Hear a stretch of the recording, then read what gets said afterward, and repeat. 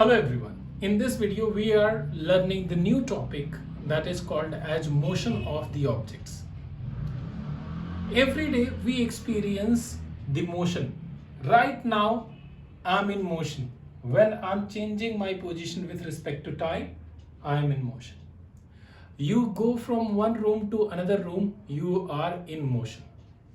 When you are sitting in a car and going to your school, you are in motion. So we are going to discuss all the things related to motion. For example, distance, displacement, speed, velocity, acceleration, and the three equations of motion. Sometimes it's called as Su-Watt equation. Why it's called as Su-Watt equation, I will discuss that also. So let's start with the topic motion. And if you want to define motion, so the motion is change in position of object with respect to time. So change in position of object with respect to time is called as motion. And you know the example. The example is when we are going in another room,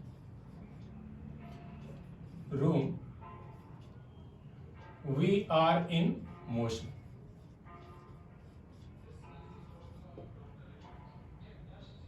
We are in motion, right? So if we are changing our position, we are in motion. Now the two things are important in this beginning of the topic, that is distance and displacement.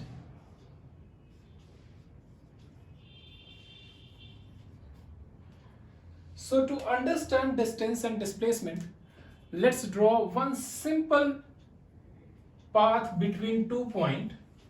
Let's say these 2 points are A and B. Imagine when you start towards your school, either by bus or a car, you do not take a straight path usually, right?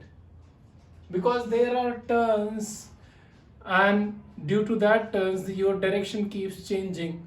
You travel different distance in different direction. So your path is almost zigzag. And here is this path. So if you measure the total length of this path which you are covering between point A and B, that would be called as distance. So this total length is called as distance. And when you measure the distance directly between one point to another point, I'm using the word distance again, but this distance is straight between one point to another point. So that length of the path is called as displacement. So when the path is straight, you will call it displacement.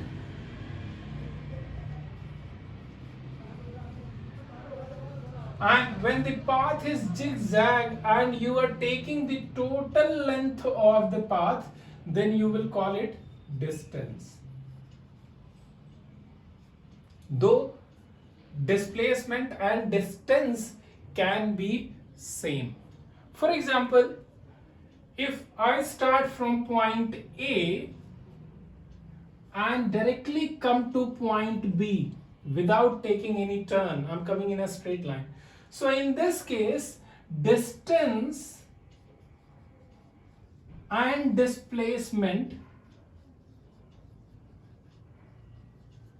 are equal.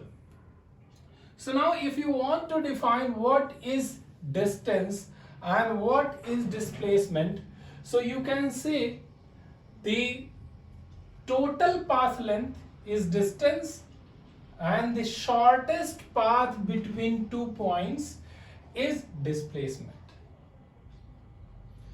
Now if you want to write, you can pause the video and write the definition. Another important thing is, because the direction is not important in case of distance, so this is scalar quantity. Scalar. It means distance doesn't have any direction, no need of taking direction in case of distance. But in case of displacement, we start from one point, we go towards the another point, so it has direction. So there is direction in case of displacement, and it's called as vector quantity. Vector quantity. So this is the another difference between displacement and distance. One is vector, another one is scalar. One is the shortest path, another one is the total path length. Now if we solve a simple question related to distance and displacement, so here is this question. Imagine you are taking a round of a rectangular park. You start from point A, come to point B, then you go to point C and then point D, and again come back at point A. So you started like this, took a journey, something like this, and reached at point A. So in this case, your distance and displacement between any 2 points may be equal or may be different. For example, if you take distance between point AB, then it's direct length between AB. And just for simplicity, let's give it a number. This is 5 centimeter. This is, let's say, 10 centimeter. Again, this is a rectangular path, so this is going to be 5 centimeter, and this one 10 centimeter. So distance between AB is 5 centimeter, and displacement between AB is going to be again 5 centimeter.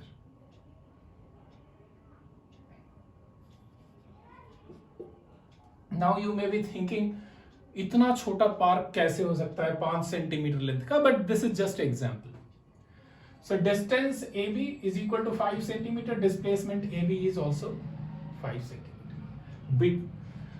Now if you are taking the distance between AC and displacement between AC, so distance between AC and displacement between AC.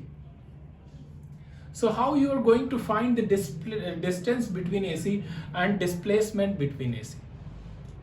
So to find the distance, you can use the total path length from here to here.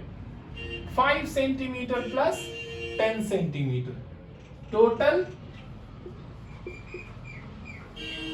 15 centimeter. And displacement, here I should write displacement between AC would be this straight path, and straight path is going to be the diagonal one. So this straight path would be displacement between AC.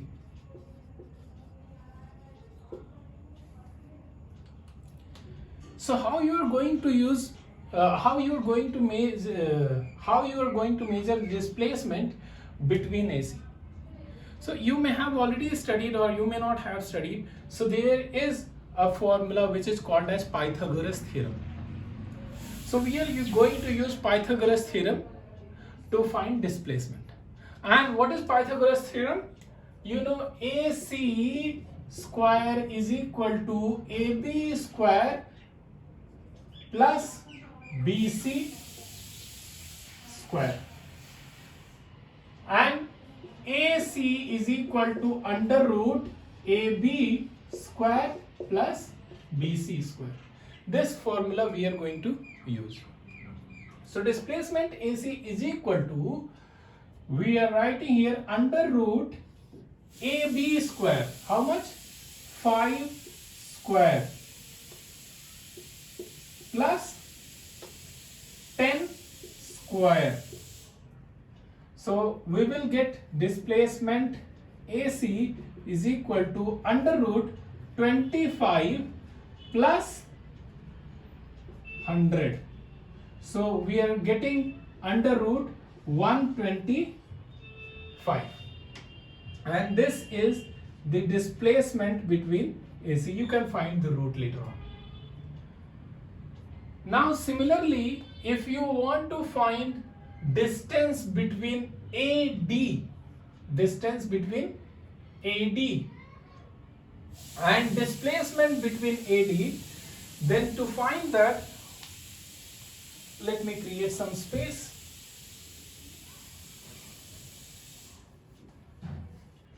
So to find displacement between AD and distance between AD,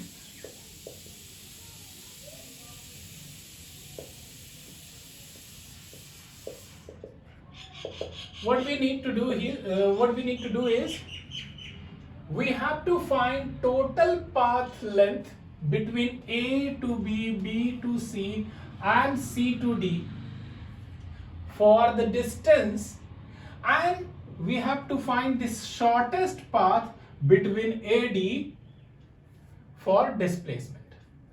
So the shortest path between AD, you can see 10 centimeter, and the total path length between AD is 5 plus 10 plus 5, this is 20 centimeter. Now the fourth condition is, if we want to find distance between A to A, it means we are going from A, B, C, D and coming back again at A. So in that case, if we want to find distance between A to A and displacement between A to A, then what we need to do? We need to add 5 plus 10 plus 5 plus 10 for displacement, for distance. So here we will get 5 plus 10 plus 5 plus 10, that will give 30 centimeter.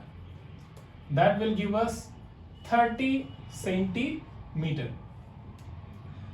And now, since we have reached at same point from where we had started, in that case displacement would be 0, because there is no difference between starting and the final point. So displacement in this case is going to be 0. And this is the point where students confuse most. Now let's take the question 2, second question. In second question, we will use the example of circular path. So imagine this is the center of the circle O, and here is a student who is taking round of a circular track.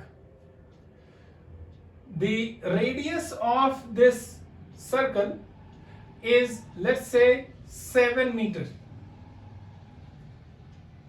Now if student takes half of the round of the circle, it means the student starts from A and comes to point B, which is just other side of point A. This is point B. So what would be the distance between AB and displacement between AB? So we need to find distance and displacement between AB. If you see the distance, then distance would be the total path length covered between A and B. The student will come something like this. Then the total path length would be half of the circumference of the circle. And the half of the circumference of the circle could be given as 2 pi r divided by 2. Why? Because this 2 pi r is the total length of the circumference in one round, and if we are taking half of that, we will get this half of the circumference. So 2 pi r by 2 will give us pi r, and pi is 22 by 7. So pi 22 by 7 multiplied by 7 will give us 22 meter. So the distance covered by the student is 22 meter. Now, what would be the displacement of the student? So displacement of the student would be between point A and B, something like this. Student will start from A, reach at B. So this is the diameter of this circle. In that case, we can add radius twice. 7 plus 7 will give us 14 meter.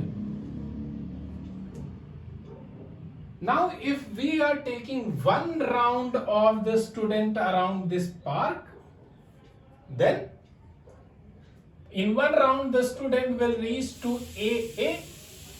In that case, distance would be 2 pi r, which would be is equal to 2 into 22 by 7 into 7. 7 and 7 gets cancelled, and we get 44 meter. And displacement would be total path length from A to A. When the student starts from A, reaches back to A, displacement becomes 0. There is no difference between initial and final position. So the displacement of the student is 0 in that case. So displacement is 0. So this was the topic related to distance and displacement. I hope you have good understanding of this topic. Now the next topic is speed and velocity. Speed and velocity. So just now we discussed about distance and displacement, and to cover the distance between any two points A, B, the object will take some time. So let's say that time is t. This is time taken by object to reach from A to B. And this would be the total path length. It means this is distance, and this would be the shortest path, and this would be displacement. To calculate speed, we use the distance and time. It means we divide distance by the time taken by object, and to calculate the speed, we divide displacement of the object by the time taken by the object to cover that displacement. So speed is very simple to understand if you understand distance, and the velocity becomes easy if you understand displacement. If you want to define speed, you can write, in case of speed, Here speed is rate of distance covered by the object, and velocity is rate of displacement by the object. When I'm saying rate, this rate becomes important here. When I'm saying rate, it means this quantity, distance covered by the object. Here I have written distance in short. So the rate of distance covered by the object, it means this distance is divided by the time. And when I'm saying rate of displacement covered by the object, it means displacement is divided by the time. So these are the two formula, and in last video we learned that distance is scalar. It means speed is also scalar. And we know displacement is vector. It means velocity is vector. So if you want to write for your understanding, then you can write distance scalar, speed scalar, displacement vector, velocity vector.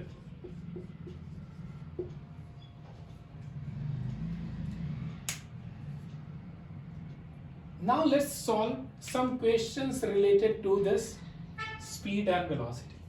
So imagine an object starts from point A, it goes to certain distance towards the upside on the path, and not upside. Instead, what we can say is the object is going, let's say, towards point B, then again it's going towards point C, then coming at point D. This length is 5 meter, this is 20 meter, this is 5 meter, and the final distance between A and D is, let's say, 20 meter. 20 meter. So find speed and the velocity of the object between these 2 points. Now to calculate the speed and the velocity, you need time. So how much time the object took to come from A to B, B to C, and C to D. So imagine to go from A to B, it took 2 seconds. To go from B to C, it took 4 seconds. And to come from C to D, it moved faster, let's say, and it took only 1 second. So calculate the speed and velocity. So what I can write here, speed is equal to distance covered by the object divided by the time taken by the object. So total distance covered is 5 plus 20 plus 5, that will give us 30 meter, divided by time taken 2, 4, 1, it means 7. So speed is equal to 30 divided by 7. And here we will get 7 4 ja 28, and we are left with 2, so 7 2 ja 14, so roughly 4.2 meters second power minus 1. What is this meter second power minus 1? This meter second power minus 1 is the unit of speed and unit of velocity. And what about the velocity? So velocity of the object from A to D would be the shortest path between A to D, that is 20 meter divided by the time taken. Because if the object is going from here to here, then it will take same time to reach from A to D, right? Because displacement is the shortest path, it's not the shortest time. The object has to go from A to B to C to D. So here time is still 7 seconds, and we will divide it and we will get 2 point, and again what is left here, we are left with 6. So 7 8 are 56. So 2.8 meter second power minus 1. Now if you will see here, then the unit is common between speed and velocity. They both have meter per second as a common unit, because distance is measured in meter and this distance is measured in meter, and this displacement is also measured in meter, and the unit of time is second. Now in next video we are learning about acceleration. Now our next topic is the acceleration, and acceleration is the rate of change of velocity. It means the velocity of object will keep changing with respect to time. And if the velocity of object is changing with respect to time, it means the object is accelerating. And if object is accelerating, it means there is a force acting on that object. That will be discussed in next unit.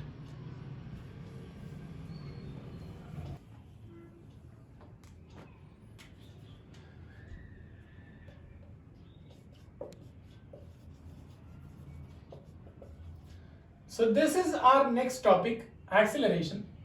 And imagine we started to measure the velocity of an object. When object was at rest, its velocity was 0. And time was also 0. 0 time means the time when you started measuring the velocity of the object. So we are taking as a reference point and reference time as a 0. So here time t is equal to 0. At rest velocity is equal to 0.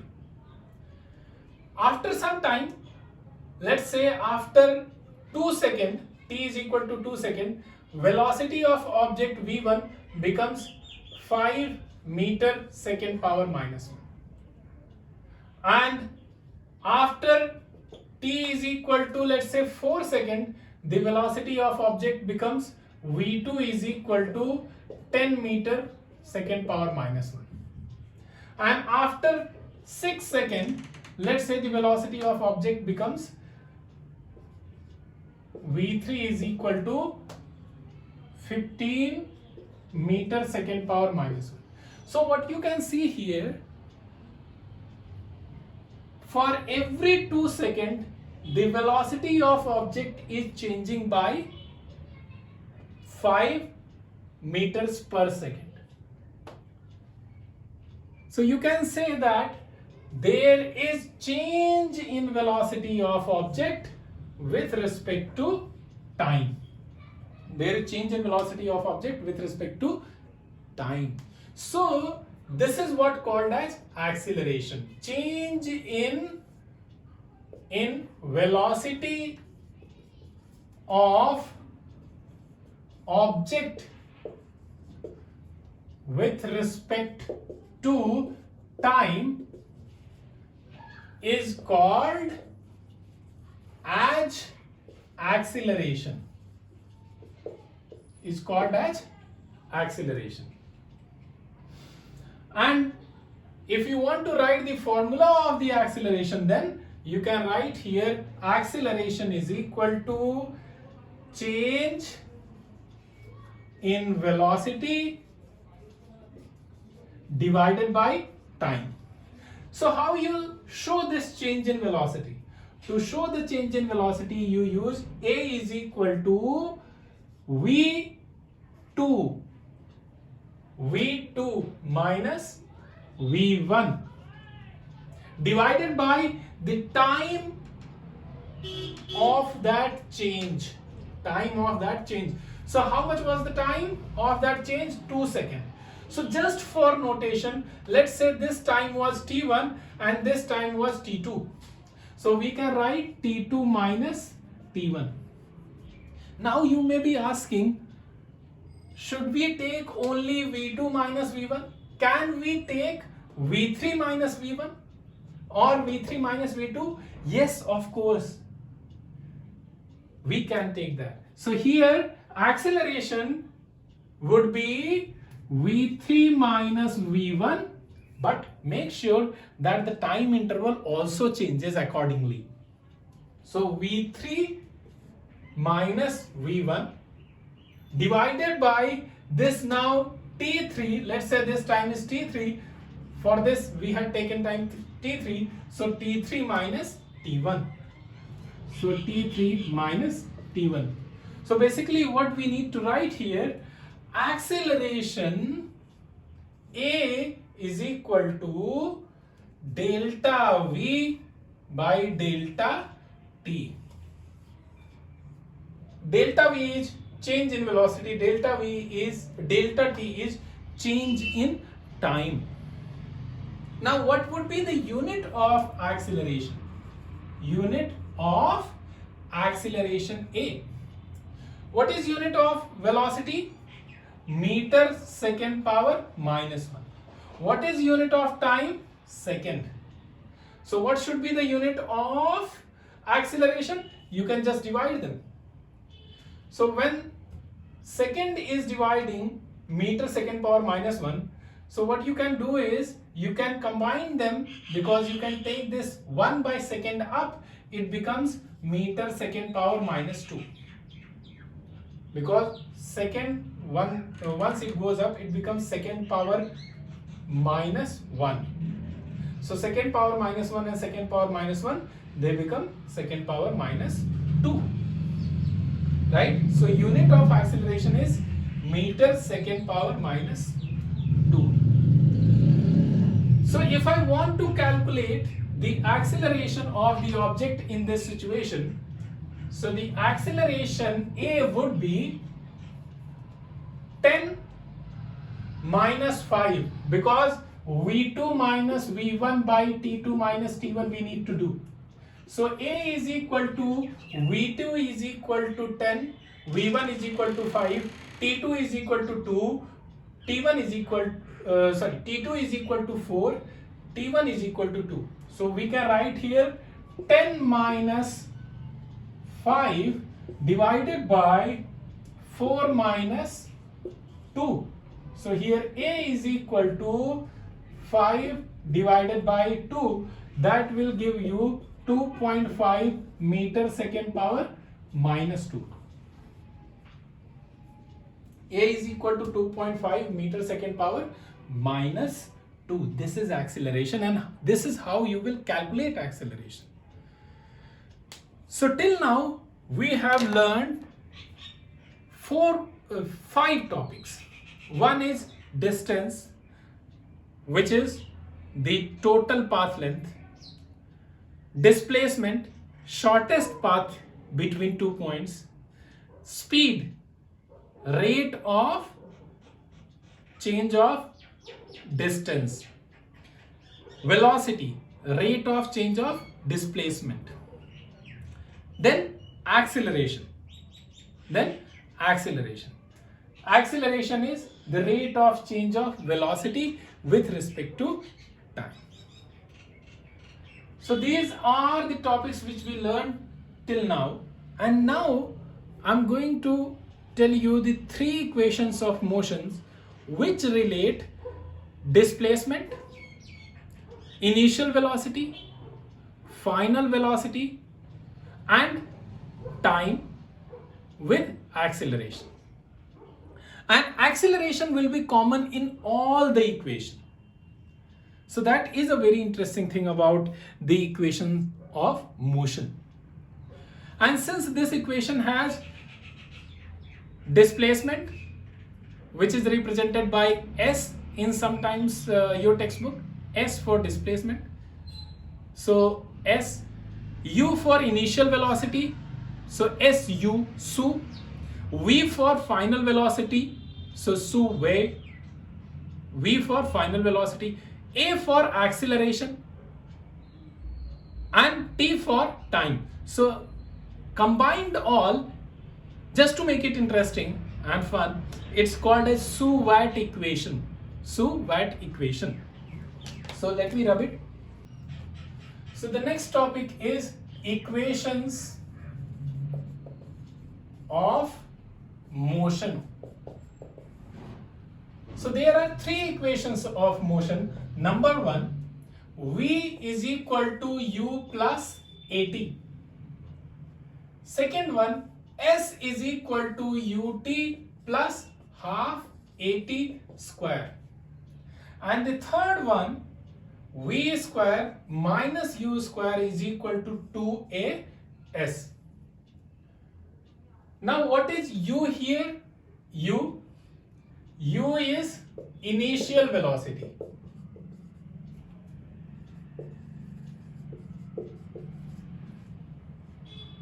V is final velocity. A is acceleration. And I should write this small a, not this capital A. So A is acceleration and T is time. And one more thing which is left is displacement, and S here is displacement of the object. Displacement. Now if you see, the Su-Watt is quite visible here. So why we call it Su-Watt equation? Because this letter, if you arrange it, it looks like Su-Watt.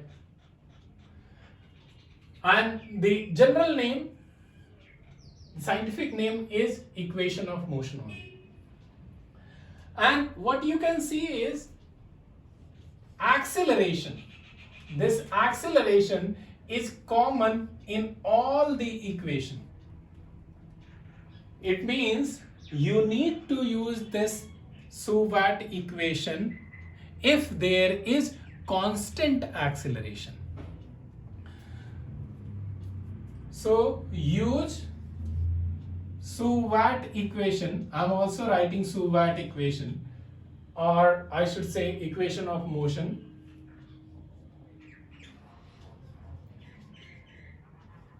In case of accelerated motion. Accelerated motion. So what if there is no acceleration? So what if A is equal to 0, then? If A is equal to 0, then you will get V is equal to U plus AT. Since A is equal to 0, you will get V is equal to U. There will be no change in velocity. No change in velocity. Final velocity and initial velocity would be same. And if A becomes 0 here, then you will get S is equal to UT. That's it. Because acceleration becomes 0. So what is this? This is the formula of speed or the velocity. V is equal to distance by time. And here again, if acceleration becomes 0, then you will get V square is equal to u square. It means v is equal to u, no change in velocity. So if there is accelerated motion, you will use Soubat equations. In next video, we will solve some questions related to Soubat equation and the speed, velocity, and we will draw the graph as well. So that will be a long and detailed video. See you in the next video. If you like the video, then please like, subscribe, and share with others so that it can be helpful for others as well.